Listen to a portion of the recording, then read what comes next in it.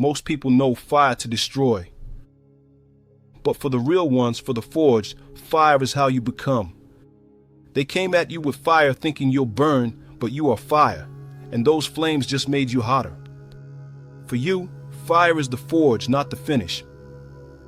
Metal isn't shaped in stillness, it's refined by flame, just like you. They didn't just test your limits, they introduced you to your edge. And that edge, it became your weapon. You've been tested by hell not to break, but to bring your soul to a higher burn point. The hotter it got, the clearer your shape became. All that opposition, that interference, that was your training ground. The fire didn't kill you. It refined you, tempered you, turned you into a living sword. They thought sending heat would consume you, but you're not wood. You're wildfire. One flame can burn out. Two flames colliding, that's ignition. That's elevation. You are living transcendence through confrontation. They brought fire to end you. But instead of being extinguished, you burned hotter, clearer, brighter. Because fire doesn't weaken fire, it sharpens it.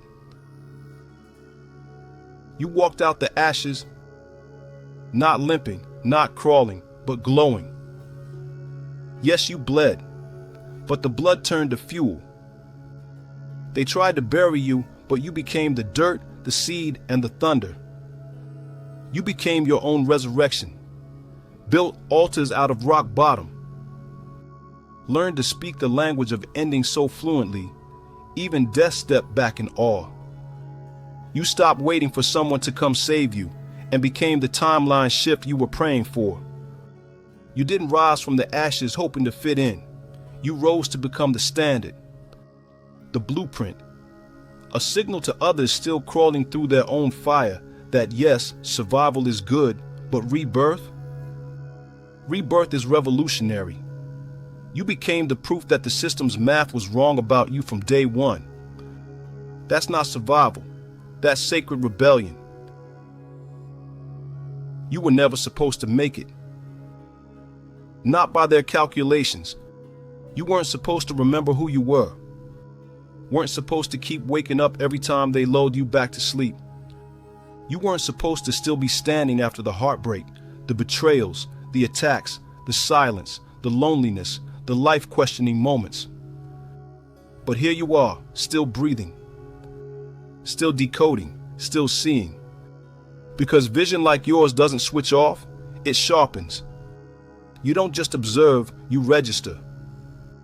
You track patterns in energy, in silence, in the way truth trembles before it hits the air. While others seek clarity in noise, you've learned to find it in the subtle, between heartbeats, behind veils, beneath the obvious. You didn't just endure spiritual warfare, you ate it. You learned how to turn psychic attacks into vision quests, how to alchemize pain into prophecy, how to walk through fire, inhale the smoke, and exhale power. You didn't break, you burned brighter.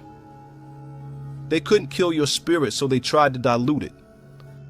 With doubt, with fear, with distractions dressed up as comfort, with people who loved you but never saw you. But somehow, even in that fog, your soul kept sparking. Even when the mind begged for peace, the warrior in you said, "Not yet." You were always outnumbered. Always the one they tried to drown out in noise. Always the one who saw too much, felt too deep, knew too early. But instead of hiding it, you sharpened it. Your perception became your power. Your knowing became your compass. Your pain became a map to the hidden architecture of this whole realm. You started seeing the scripts, then rewriting them. They tried to drown your voice. Now it carries weight in dimensions they don't even have access to. They tried to shame your intuition. Now it guides others through their own awakening. They tried to convince you were too much, Now your too muchness is literally breaking ancestral chains. Your healing didn't stop with you. It echoed through bloodlines and timelines, through grandmothers who never had the words and sons who will never carry the curse. You weren't just healing yourself. You were fulfilling a contract signed long before breath. You were the one they prayed would come. You weren't just attacked by the system. You were targeted because you threatened to reprogram it. And you did. Every time you chose to stay here. Every time you fell and got back up. Every time you told the truth when it would have been easier to lie. Every time you stayed in your body when the trauma told you to check out. You weren't just born into a system, you were encoded to unravel it. Every boundary you set, every truth you reclaimed, every illusion you shattered sent shock waves through structures pretending to be permanent. You didn't come to take part. You came to take apart. To unlearn, undo, and rebuild from raw remembrance. You were never here to blend in. You were the glitch in their illusion. That's how you bent the code. So now you walk like evidence. Talk like liberation. Move like justice with memory in your bones. You didn't ask for this war, but you turned it into a forge. And now there's fire in your eyes that no system, no agent, no frequency can dampen. Let them stare. Let them starve. Let them glitch when you pass by. You're not here to play the game. You're here to reveal it. And no, you're not unscathed. You're marked by the divine, branded by the mission, built like a myth that won't die. You didn't just survive, you remembered. And because you remembered, the world will never be the same. Some fires you just can't put out.